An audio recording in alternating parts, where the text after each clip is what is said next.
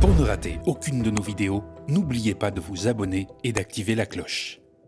Bonjour à toutes et à tous et bienvenue sur Le Média.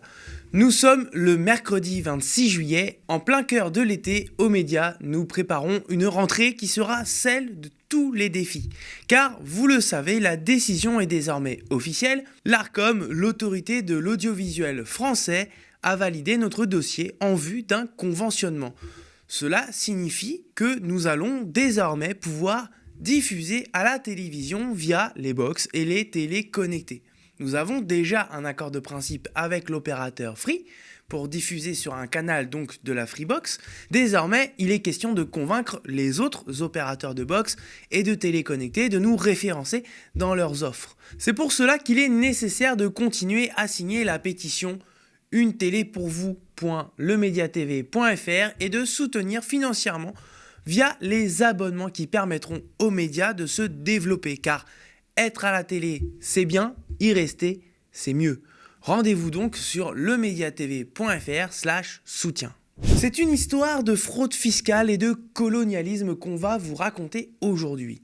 Une ancienne ministre qui sous-évalue son patrimoine et un président de la République qui essaie de montrer ses muscles impérialistes lors d'un discours en Nouvelle-Calédonie. Ça devient routinier avec les macronistes, le chat qui se mord la queue, etc. L'État, libéral autoritaire, accessoirement corrompu dans toute sa splendeur. J'espère que vous êtes prêts, parce qu'à côté de ça, on va évidemment parler du pourtour méditerranéen qui crame de partout, en Sicile, en Corse, en Grèce, en Tunisie et en Algérie. Rien que ça. L'extrême droite italienne qui, de son côté, part à la chasse aux familles homoparentales aussi, avec l'extrême droite de chez nous, que Macron pourrait bien réussir à faire gagner en 2027. On n'est pas à l'abri, alors c'est bien d'en parler maintenant. Allez, c'est parti pour votre bulletin d'infos estival du soir.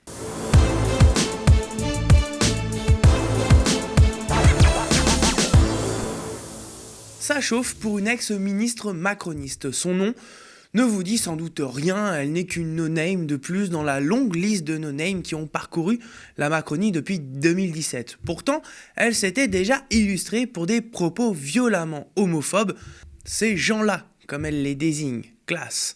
Elle qui avait qualifié en 2012 le mariage pour tous de caprice et de dessein contre nature, elle avait aussi déclaré maintenir ses propos arguant avoir beaucoup d'amis parmi tous ces gens-là. Non, vraiment, la classe. La classe aussi, c'était comment ses collègues macronistes de l'époque s'étaient évertués à la défendre. Bon, Moi, ce que je sais, c'est qu'en tout cas, tous les membres du gouvernement se sont engagés dans la lutte contre l'homophobie, Caroline Cayeux compris. Je ne vais pas passer mon temps à comment... Comment vous les qualifiez, les propos ? Je vous réponds très fermement et très simplement, car je n'ai plus envie de répondre à cette question. Je me suis exprimée. Vous n'avez jamais qualifié les propos ? Je ne les ai pas qualifiés. Elle a ce droit à l'erreur, si je puis dire, mais je ne pense pas qu'elle soit homophobe, non.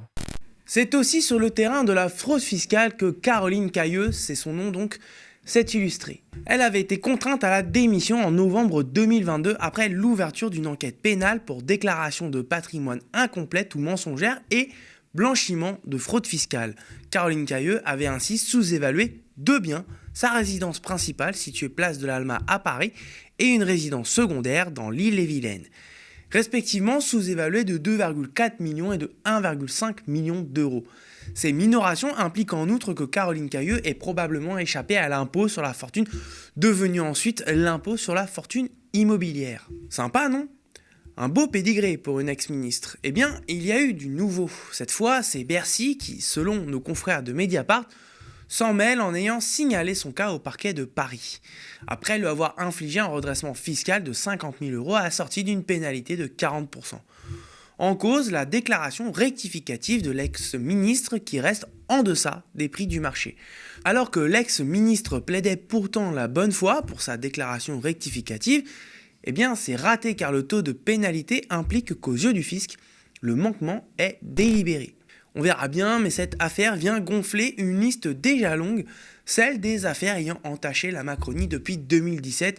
Mediapart en a d'ailleurs fait le recensement, celui que vous pouvez observer actuellement sur votre écran. Comme le dirait le personnage de Chirac dans Les Guignols de l'info, putain, encore 4 ans. Le fond de l'affaire sera malheureusement peu évoqué dans les médias à large spectre, mais la visite d'Emmanuel Macron en Nouvelle-Calédonie collectivité d'outre-mer à statut particulier située dans le Pacifique Sud est un flop total. On pourrait dire que dans la série « Je ne sais pas ce que la négociation veut dire », on en est à l'épisode, disons, 9999. En gros, le chef de l'État français s'est rendu à Nouméa et n'a en réalité dialogué qu'avec celles et ceux qui sont d'accord avec lui. Il s'est fait radicalement boycotter par les responsables de l'Union calédonienne, principale formation politique indépendantiste, qui ont boudé une réunion politique qu'il avait initiée. Mais ils ont boudé également le grand discours qu'il a prononcé devant 10 000 fans appartenant à la mouvance dite loyaliste. Un discours au cours duquel il a manifesté sa déception de manière assez, disons, théâtrale.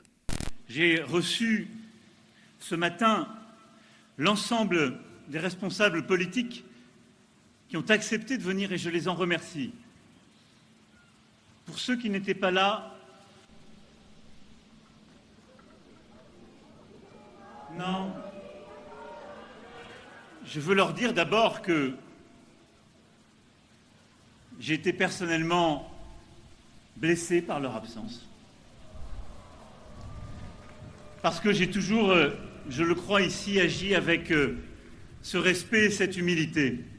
Respect et humilité, ok. Mais au fait, quel est le problème de fond ? À la base, et c'est peu connu, dans l'Hexagone, la Nouvelle-Calédonie est considérée par les Nations Unies comme un territoire restant à décoloniser.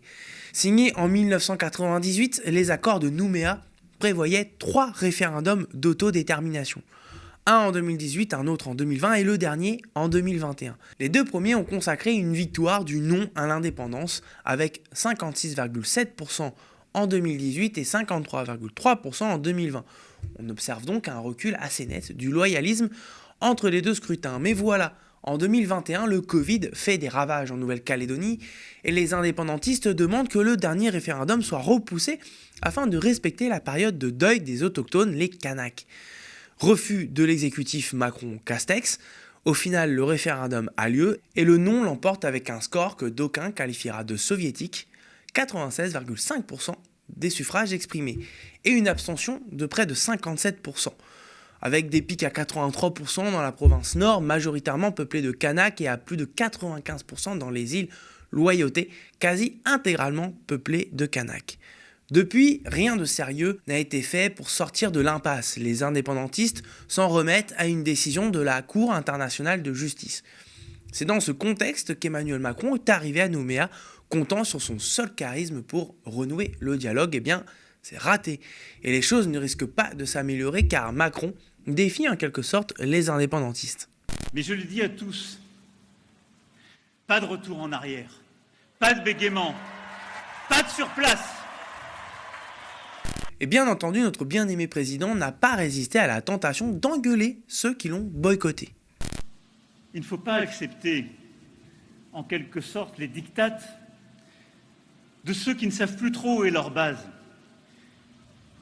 et qui viennent là en disant « n'y allons pas parce que peut-être tous ne seront pas d'accord ». Se réfugier dans le silence, se réfugier dans l'isolement, se réfugier dans un séparatisme, c'est choisir de fait à nouveau, aujourd'hui ou demain, le risque de la violence. À cela, non! Prochaine étape, selon Emmanuel Macron, une révision constitutionnelle prévue pour 2024 et qui contiendra le dégel du corps électoral. Celui-ci devrait permettre aux néo-résidents installés sur l'île depuis 7 ans de pouvoir voter aux élections. De quoi établir un rapport de force démographique et électoral qui sera moins favorable aux autochtones, ce que ces derniers considèrent comme une poursuite de la colonisation. Pour nous, le corps électoral tel qu'il a été défini au niveau de l'accord de Nouméa, on ne doit plus y toucher puisque ça a déjà fait l'objet de négociations, ça a déjà fait l'objet de restrictions. Donc ce corps électoral-là, il doit rester parce que c'est un corps électoral qui concerne les citoyens du pays. C'est un corps électoral citoyen. Et c'est sur cette notion-là de citoyenneté que nous, on entend y rester. On a toujours en mémoire le discours qu'il a prononcé à Alger, au début de sa première mandature, où il a affirmé notamment que la colonisation est un crime contre l'humanité. Donc nous, ce qu'on lui conseille, c'est en quelque sorte de joindre le geste à la parole. Il faut noter que la Nouvelle-Calédonie est riche en richesses minérales, notamment le nickel et le cobalt, et il est l'objet de rivalités entre la France et la Chine. C'est aussi un territoire qui permet à la France d'exister dans le très stratégique Pacifique Sud, où les États-Unis et la Chine se mènent une rude bataille diplomatique et géopolitique. Revenons maintenant sur les catastrophes qui frappent plusieurs pays du bassin méditerranéen. Vous l'aurez sûrement vu de votre côté, mais de violents incendies se sont déclarés dans différentes régions du sud de l'Europe et du nord de l'Afrique. En Italie, quand ce ne sont pas des pluies de grêle ou des tornades dans le nord du pays, ce sont là encore des feux et des températures mortelles qui frappent le sud du pays. Lundi, le mercure avoisinait les 48 degrés en Sicile. Les pompiers siciliens ont lutté dans la nuit de lundi à mardi contre plusieurs incendies dont l'un est arrivé tout près de l'aéroport de Palerme et qui menace encore la ville à l'heure actuelle. En Corse, les pompiers ont été mis en alerte lors d'une lutte contre un incendie virulent attisé par des rafales de vent menaçant 3 villages en Haute-Corse. Les feux étaient proches de notamment 2 villages, Corbara et Pigna, situés en Balagne, au nord de l'île. Quelques 130 hectares de végétation ont été ravagés par les flammes selon un dernier bilan. Mais les feux ont été contenus. En Tunisie, dans la zone frontalière de Tabarka, dans le nord-ouest, de graves incendies ont repris, près d'une région déjà ravagée par les flammes la semaine précédente. Le pays a frôlé lundi 24 juillet, même dans le nord du pays plus tempéré, les 50 degrés, soit 6 à 10 degrés de plus que les normales de saison, provoquant des coupures de courant et obligeant des familles à dormir sur les plages. Non loin, en Algérie voisine, les pompiers ont poursuivi mardi soir leurs efforts pour venir à bout de 11 foyers d'incendie qui ont ravagé le nord-est du pays et qui ont causé la mort de 34 personnes en 3 jours, comme le montrent ces images de médias locaux montrant des champs, des maquis en feu, des voitures calcinées et des magasins réduits en cendres. La Grèce, de son côté, fait aussi face à des températures caniculaires depuis 10 jours et aux feux qui en résultent. Pour rappel, 2 pilotes d'un Canadair sont morts dans le crash de leur avion alors qu'ils luttaient contre un feu de forêt dans le sud de l'île d'Eubée et le corps d'un homme a été retrouvé carbonisé sur la même île. Ces phénomènes résultent d'une vague de chaleur intensifiée par le phénomène naturel El Niño. Mais ne vous méprenez pas, si c'est un phénomène météorologique naturel, il n'en est pas moins accentué par l'effet du réchauffement climatique, comme l'expliquent les scientifiques de l'initiative World Weather Attribution. Selon eux, la hausse des températures mondiales due à la combustion d'énergie fossile est la raison principale pour laquelle les vagues de chaleur sont si graves. De plus, si la température mondiale continue de monter et d'atteindre une hausse de 2 degrés avant la fin du siècle, les vagues de chaleur comme celle-ci auraient lieu tous les 2 à 5 ans et seraient tout autant, voire plus extrêmes en termes de chaleur. Le fascisme, ça commence toujours par la répression des minorités, avant de s'abattre sur toute la société. C'est l'histoire qui nous l'apprend et elle semble refaire un tour sur elle-même, notamment en Italie. Moins d'une année après son élection, la présidente Giorgia Meloni est en passe d'achever sa guerre ouverte contre les familles homoparentales. Le Monde nous informe qu'à Padoue, en Vénétie, le parquet a demandé au tribunal d'effacer des actes de naissance d'enfants le nom de la mère non biologique dans le cadre de couples de femmes. Le gouvernement d'extrême droite italien ne laissait que peu de suspense sur la nature de son programme politique résumé par un triptyque qui rappelle celui de Vichy, Dieu, patrie, famille. Le combat idéologique bat donc son plein au sommet du pouvoir italien. Dans son viseur, à Padoue, 33 enfants qui, après une audience prévue à la mi-novembre, pourraient perdre un parent. Vanessa, 33 ans, et sa femme, Cristina, 34 ans, se sont confiés au Daily Mail. Elles font partie des couples ayant reçu un courrier d'avertissement du parquet de Padoue. Vanessa, qui a porté leur bébé, est atteinte d'un cancer et si elle venait à mourir, sa femme, qui a donné l'ovocyte à l'origine de la grossesse par GPA, réalisée en Espagne, pourrait perdre le droit d'élever leur fille qui deviendrait alors pupille de l'État italien. Alors que la GPA est déjà interdite en Italie, le gouvernement d'extrême droite a présenté en février une nouvelle loi pour faire du recours à une mère porteuse à l'étranger un délit universel. La GPA pourrait ainsi être sévèrement punie d'une peine allant jusqu'à 2 ans de prison et 1 million d'euros d'amende.